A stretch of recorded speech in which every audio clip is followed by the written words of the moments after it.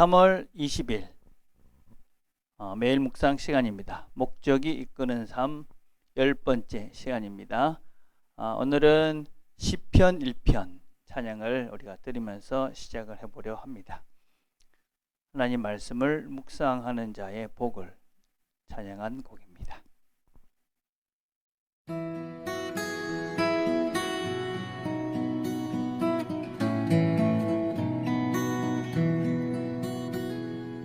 복 있는 자는 악인의 길 쫓지 않으며 교만한 자의 자리에도 앉지 않고 오직 여호와의 율법을 즐거워하여 그 율법을 주야로 묵상하는 자로다. 저는 시냇가에 심은 나무가 시절을 쫓아 과실을 맺으며 그 잎사귀 마르지 않음 같이 저가 하는 모든 일 여호와께서 인정하시나니 그 행사가 형통하리.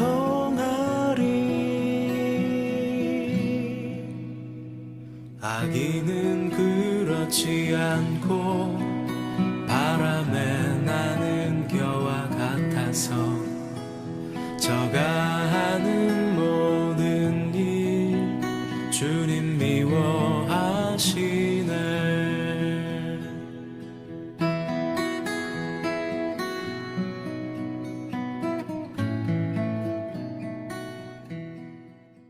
오늘 10번째 주제는 공동체 가꾸기입니다.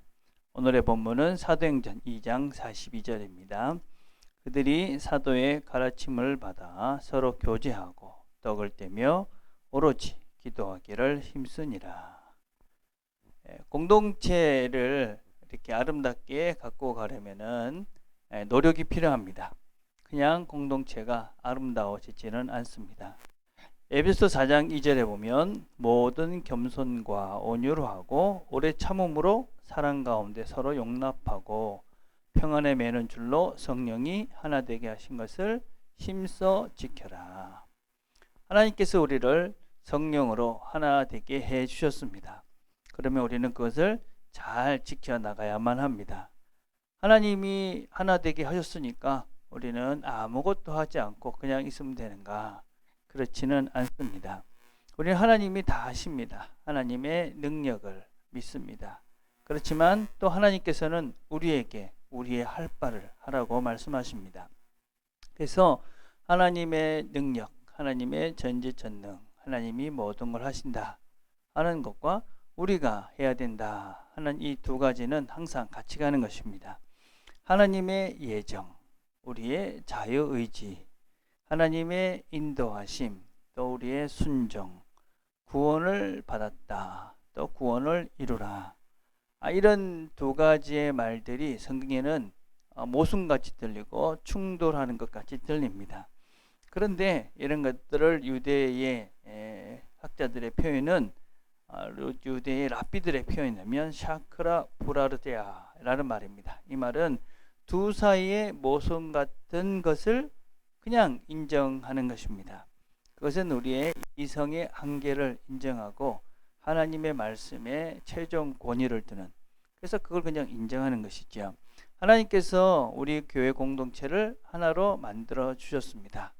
하나님이 또 우리 공동체를 하나로 유지시켜 가십니다. 또 하나님이 그렇게 하셨기 때문에 또 하나님은 또 동시에 우리에게 그렇게 하나를 만들어 가라 이렇게 우리에게 명령하십니다. 그래서 우리는 우리의 할 바를 해나가는 것이죠. 자, 그래서 교회 공동체를 아름답게 꾸며가야 하는 노력들이 우리에게 필요하고, 동시에 그 공동체를 꾸려가기 위해서는 기술이 필요합니다. 기술. 지식 이런 것들이 필요한 것이지요. 옛날에 저희 집에 정원이 있었습니다. 하루는 정원을 아름답게 꾸미기 위해서 정원을 나가서 열심히 일을 했습니다. 나중에 아주 엄청 혼이 났습니다. 왜냐하면 저는 풀이라고 생각하고 다 뽑았는데 알고 보니 그것이 꽃나무들이었습니다. 실제적인 지식과 기술이 없으면 열심히 해도 그것을 아름답게 만들어갈 수는 없는 것이지요. 자, 그러면 우리가 우리 공동체, 교회 공동체를 아름답게 잘 꾸려가기 위한 그런 기술, 실제적인 지식은 어떤 것이 필요한가? 첫째, 교회 공동체를 가꾸려면 정직해야만 합니다. 교회를 이해할 때 우리가 늘 명심해야 될 것은 교회는 늘 다 부족한 사람들이 모이는 것입니다. 이걸 한시라도 잃어버리면 안 되는 것이죠. 우리는 다 부족한 사람들이 모입니다. 그런데 부족하기 때문에 우리가 실수할 수 있고 또 잘못할 수 있습니다. 그것을 우리가 서로가 인정하는 것에서부터 시작을 해야 됩니다. 나는 잘못하는 것이 없다. 나는 실수를 안 하는 사람이다. 그러면은 우리가 서로를 바라볼 때 저 사람이 왜 저런 실수를 했지? 왜 저런 잘못을 했지? 그것 때문에 서로를 더 힘들게 할 수가 있는 것이죠. 그렇지만 나는 원래 실수가 있는 사람이야. 나는 원래 잘못한 사람이야. 이런 것들을 인정하고 나면 우리는 서로에게 좀 더 솔직한 우리의 부족과 잘못을 나눌 수가 있는 것이지요. 그래서 우리는 가만히 보면 어떤 면에서는 서로의 부족을 이야기할 때, 실수를 이야기할 때 훨씬 더 친해지고 또 깊은 관계를 만들어 갑니다. 그래서 하나님께서는 우리에게 뭐라고 말씀하셨냐면 솔직한 대답은 우정의 징표다. 솔직한 대답. 그래서 우리가 이 사람은 내가 믿을 수 있는 사람이구나. 그렇게 이야기할 때, 그렇게 또 이 사람은 나의 친구구나. 그럴 때 우리는 솔직해질 수 있다. 그렇게 얘기합니다. 물론 우리는 조심해야 될 것은 무례함과 솔직함은 다른 것이지요. 그런 것은 우리가 잘 구분할 수 있어야겠죠. 자, 두 번째, 공동체를 잘 가꾸려면 겸손해야만 합니다. 교만, 이기심, 독선, 아집, 고집 이런 것들은 공동체를 파괴하지요. 특별히 우리 모두는 교만한 사람을 싫어합니다.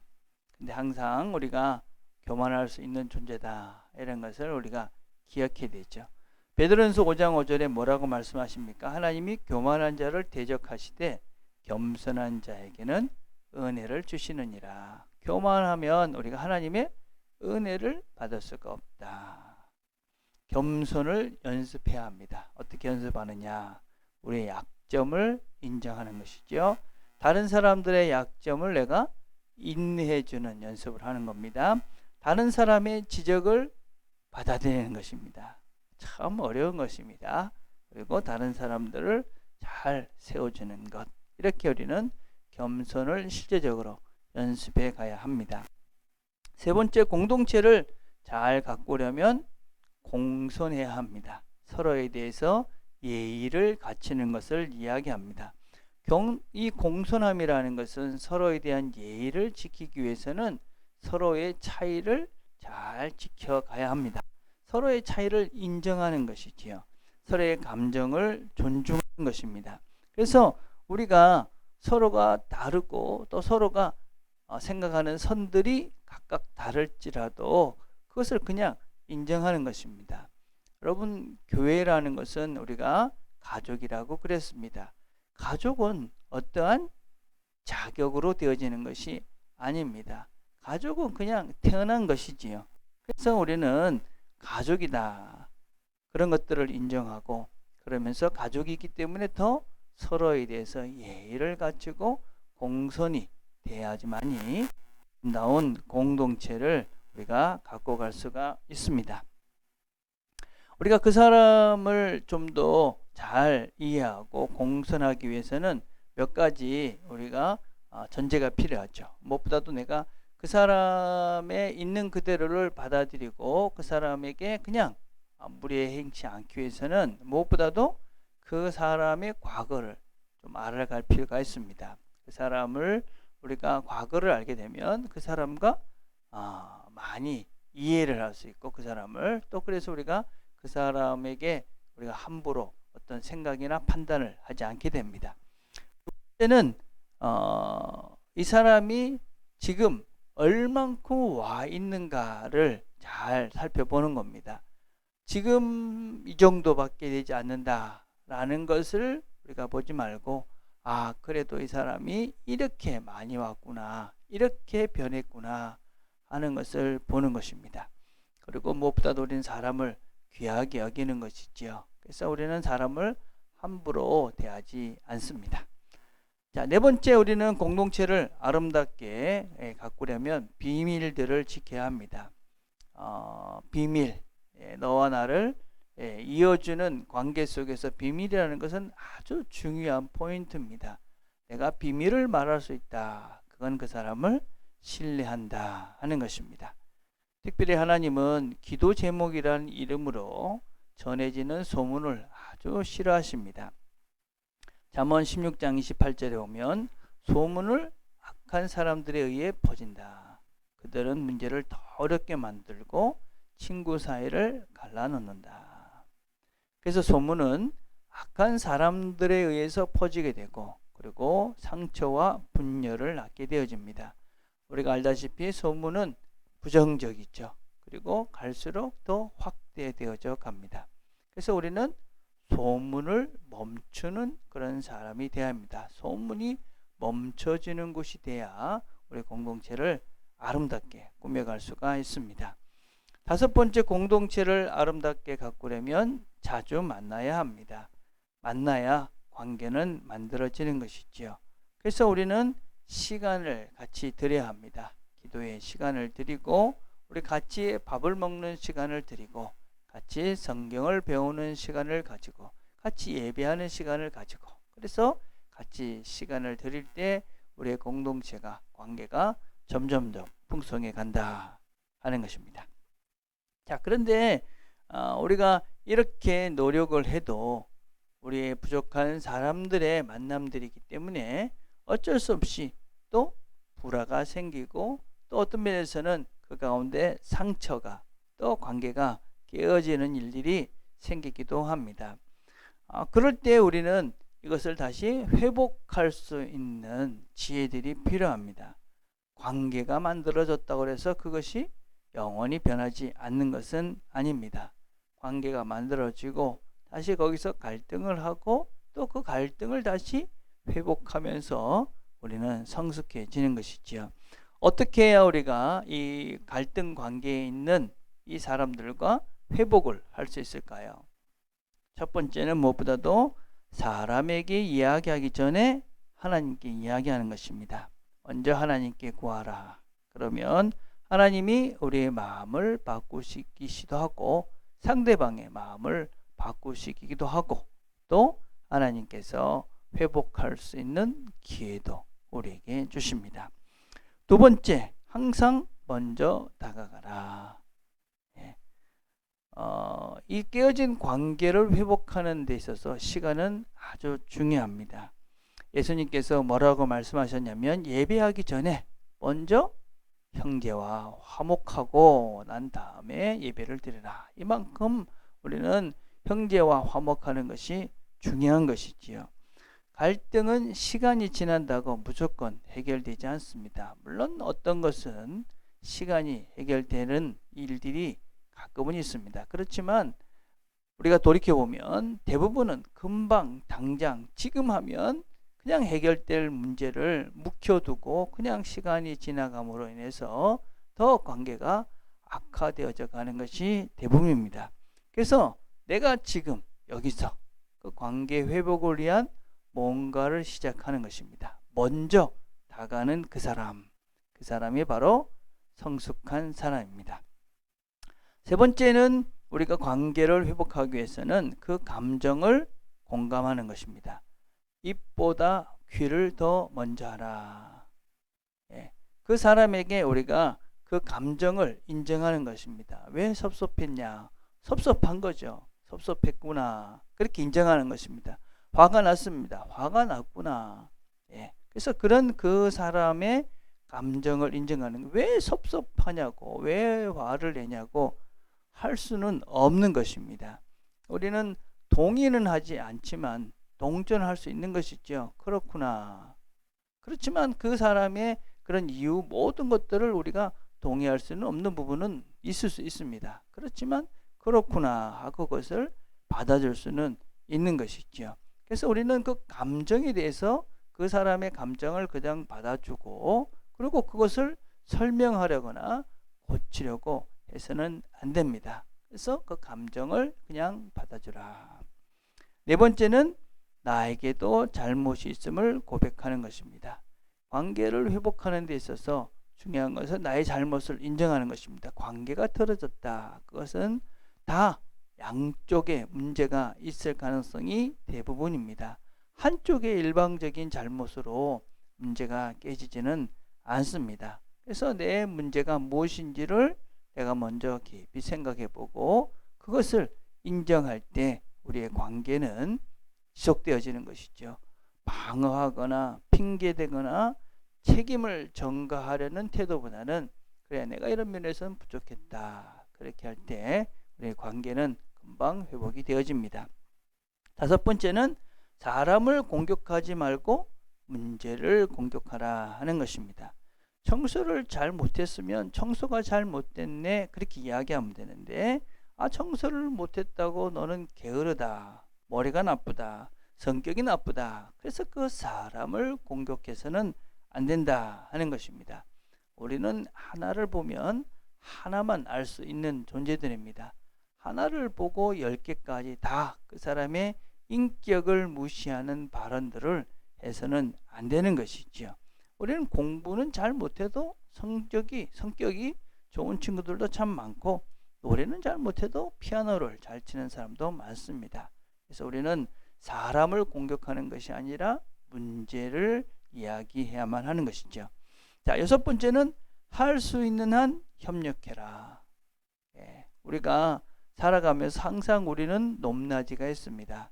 지금 내가 아무 일이 없이 잘 간다고 끝까지 잘 갈 수 없는 것이 우리들입니다. 그래서 힘을 모아 그렇게 나아갈 때 어느 순간 그 힘이 나를 다시 앞으로 나아갈 수 있도록 돕는 것이죠. 그래서 마지막으로는 해결이 아닌 화해에 초점을 맞추라 하는 것입니다.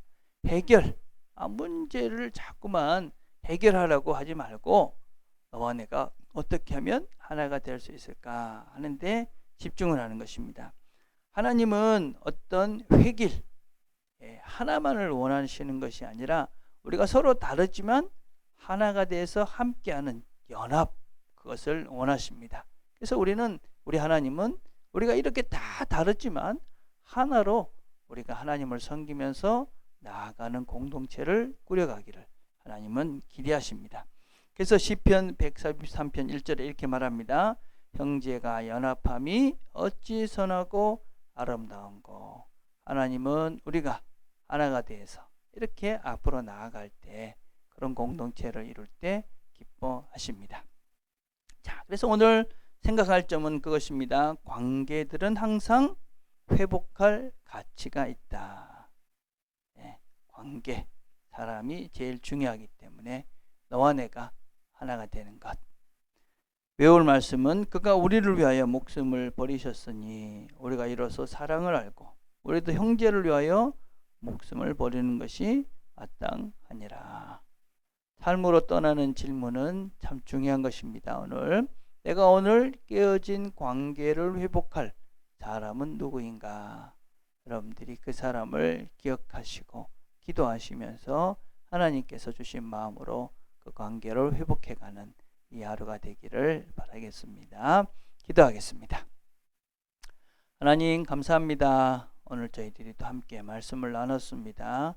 오늘 주신 말씀을 힘입어서 이 하루도 우리 모두에게 주어진 이 회복의 능력들, 또 회복해야 되는 우리의 귀한 사명들을 잘 감당하며 이 하루를 하나님과 하나 되어지고 사람과 하나 되어지며, 그래서 하나님 주시는 평화를 누려가는 이 날이 되도록 은혜를 베풀어 주옵소서. 예수님의 이름으로 기도드립니다. 아멘.